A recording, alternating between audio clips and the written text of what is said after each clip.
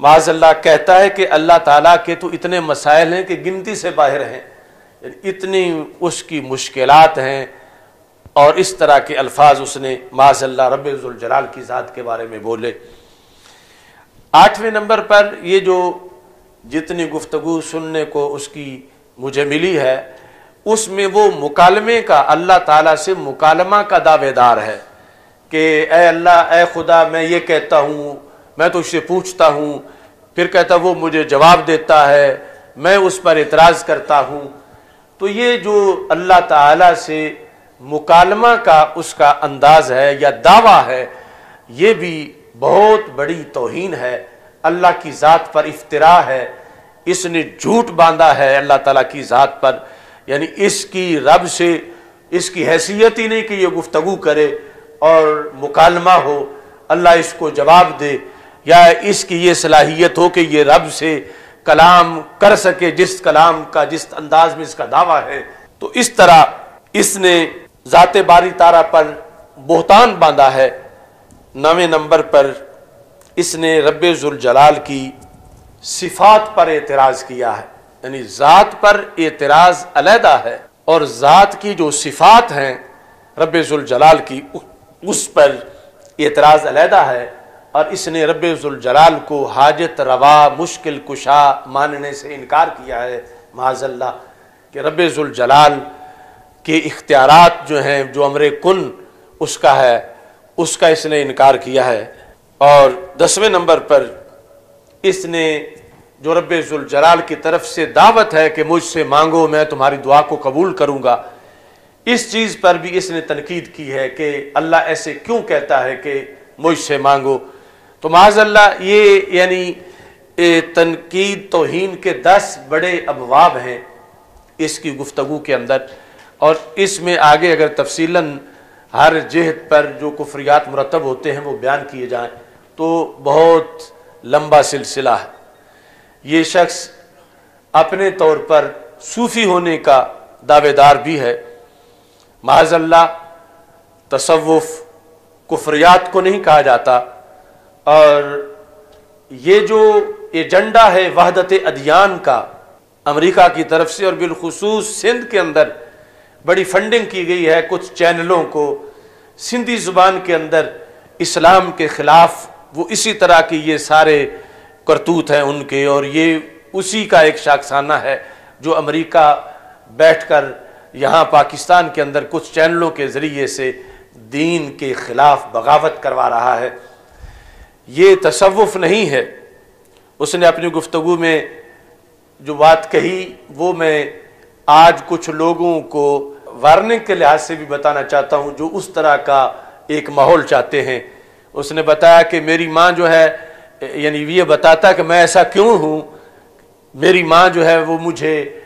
مندر میں بھی لے جاتی تھی، گرجے میں بھی لے جاتی تھی، مجلس میں بھی لے جاتی تھی، وہ ہر طرح کے لوگوں میں مجھے لے جاتی تھی، خواہ وہ کرسچن ہوں، خواہ وہ کوئی ہوں، ہندو ہوں، سکھ ہوں، اور میرا باپ بھی ماں کو روکتا نہیں تھا کہ تو میرے بیٹے کو خراب کر رہی ہے۔ تو میں نے اس ماحول میں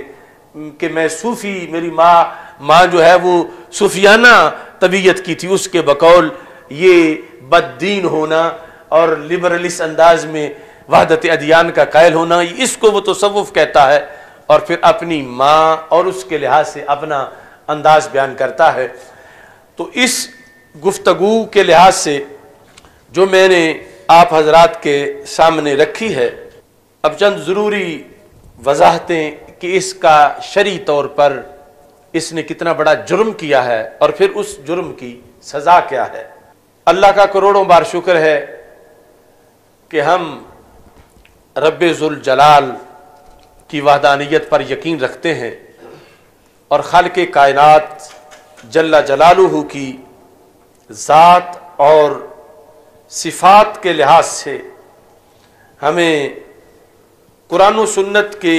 دیے ہوئے اصولوں کے مطابق آج بھی ایمان میسر ہے۔ خالق کائنات جل جلالہ جس طرح کی اس شخص نے گفتگو کی جب جاہلیت کے اندر ابو جہل کے ٹولے کے لوگ ایسی باتیں کرتے تھے، تو اس وقت اللہ نے یہ آیت نازل کی وما قدر اللہ حق قدرہ، کہ ان لوگوں نے اپنے رب کی قدر ہی نہیں پہچانی کہ رب کی شان کیا ہے، رب کا مقام کیا ہے، رب ہوتا کون ہے۔ وما قدر اللہ حق قدرہ، جو اس کی قدر کو جاننے کا حق تھا۔ یہ لوگ اس طرح کی باتیں کرنے والے، رب کو جسم ماننے والے، رب کے لحاظ سے مؤنث کی باتیں کرنے والے، رب کے لحاظ سے اس طرح کے سارے تصورات جسمانیت کے اور مادیت کے بنانے والے، وما قدر اللہ حق قدرہ، انہوں نے قدر پہچانی نہیں کہ یہ بات رب کے موضوع پر کر رہے ہیں اور کتنی گری ہوئی بات کر رہے ہیں۔ ساتھ خالق کائنات جل جلالہ نے سورہ نوح میں یہ ارشاد فرمایا ما لکم لا ترجون للہ وقارا، تمہیں کیا ہے کہ تم اپنے اللہ کے لیے وقار کی بات نہیں کر رہے، اپنے اللہ کی عزت اور احترام کی بات نہیں کر رہے، اللہ کے لحاظ سے تم اتنی بے ادبیاں کر رہے ہو۔ یہ للہ وقارا کی ایک تفسیر کے لحاظ سے یہ اس وقت بھی جھنجھوڑا گیا تھا کہ ذات باری تعالی تمہارے وہم سے، خیال سے، گمان سے، تصور سے کہیں بلند و بالا ہے، تم کبھی بھی اسے اپنے اوپر یا مخلوقات کے اوپر قیاس نہ کرو۔ اور خالق کائنات جل جلالہ نے یہ حکم دیا وَتُعَزِّرُوهُ وَتُوَقِّرُوهُ وَتُسَبِّحُوهُ بُكْرَةً وَأَصِيلًا، جیسے رسول اکرم صلی اللہ علیہ وسلم کی تعظیم کا حکم یہاں موجود ہے، تو پہلے نمبر پر خود رب ذوالجلال کی توقیر کا حکم دیا گیا قرآن مجید برہان رشید میں۔ اور تسبیح سبحان اللہ کہنا یہ ورد وظیفہ ہے، اس لیے کہ اس کے اندر بندہ اعتراف کرتا ہے کہ رب ہر نقص سے پاک ہے، ہر عیب سے پاک ہے، ہر کمی سے پاک ہے، جو چیز بھی اس کی الوہیت کے منافی ہے رب اس سے پاک ہے۔ یہ ہمیشہ ایک طریقہ دیا گیا امت مسلمہ کو۔ اور انسان کی تخلیق کے وقت جب فرشتے کہہ رہے تھے نحن نسبح بحمدک ونقدس لک، رب تیری تسبیح کے لیے تو ہم کافی ہیں، ہم ہر وقت تسبیح بیان کرتے ہیں، تیری تقدیس بیان کرتے ہیں، تیری عیوب سے پاکی بیان کرتے ہیں۔ تو خالق کائنات جل جلالہ نے فرشتوں کو فرمایا انی اعلم ما لا تعلمون، اور پھر ایسے ایسے انسان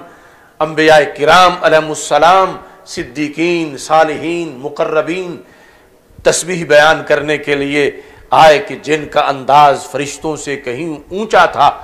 افسوس کہ اس جیسے ناہنجار بھی انسانی شکل میں شیطان، جو آج جس نے سندھ کے اندر سندھی زبان میں یہ سارے خرافات بکے کہ تقدیس کا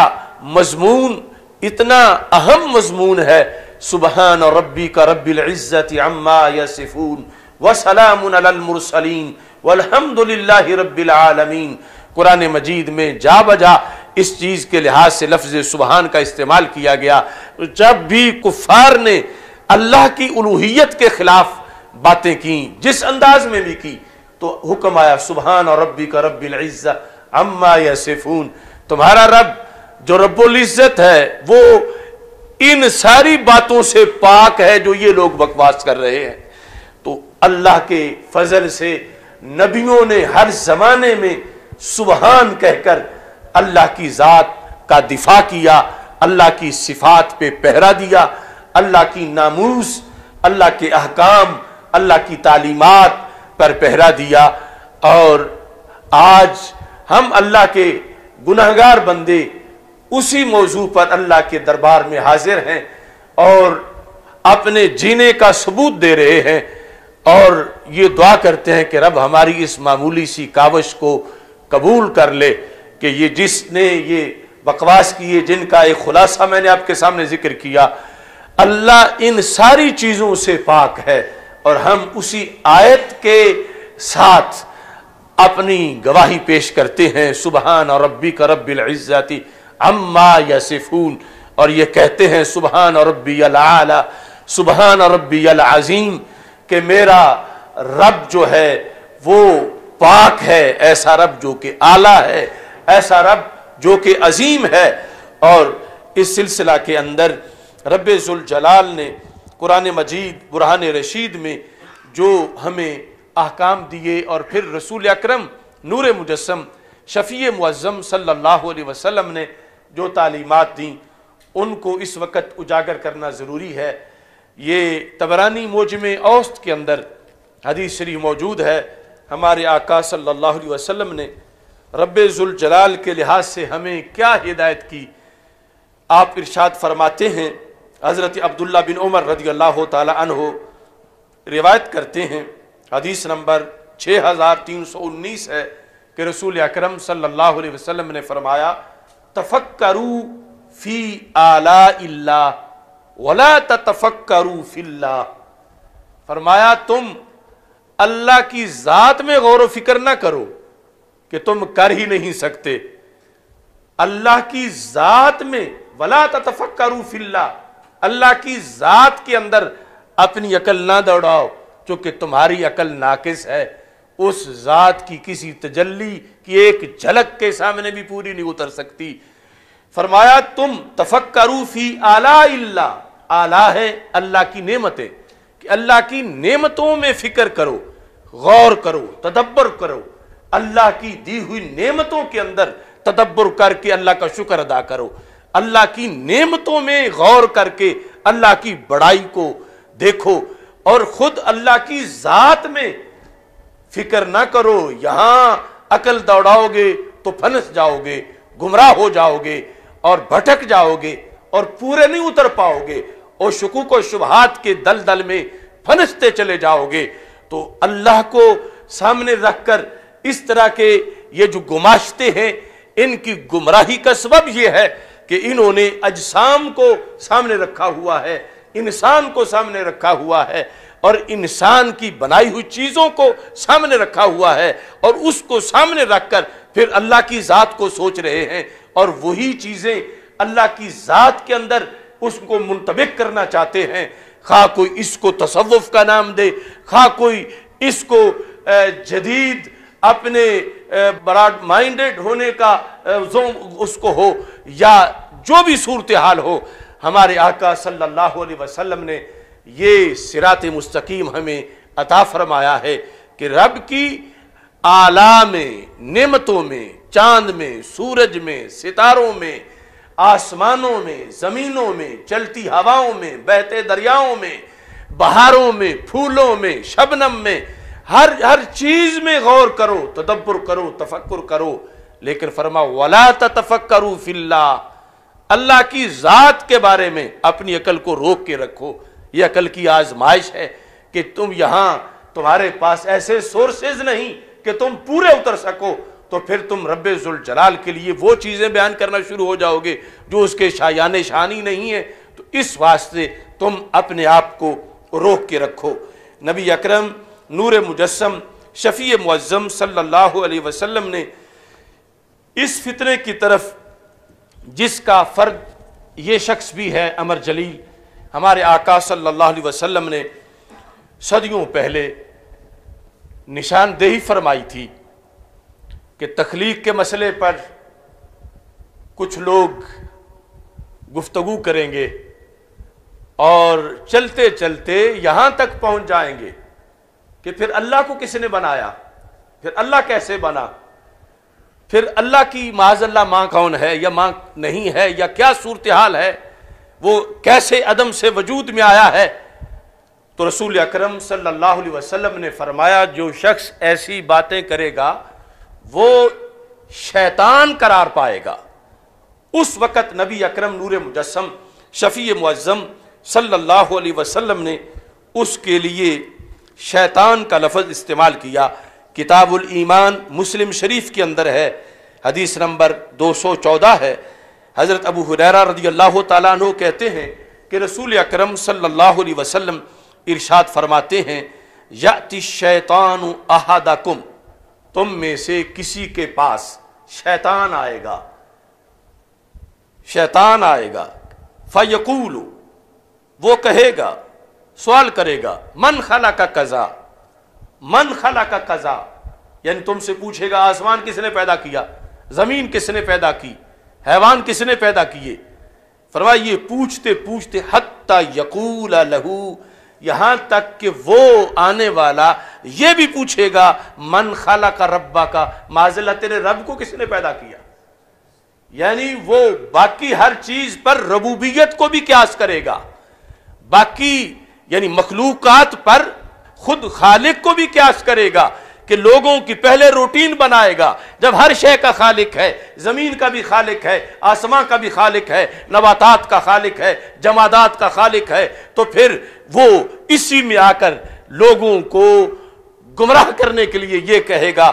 من خلق ربک، معاذ اللہ پھر تیرے رب کو کس نے پیدا کیا. تو سرکار فرماتے ہیں فَإِذَا بَلَغَ ذَلِكَ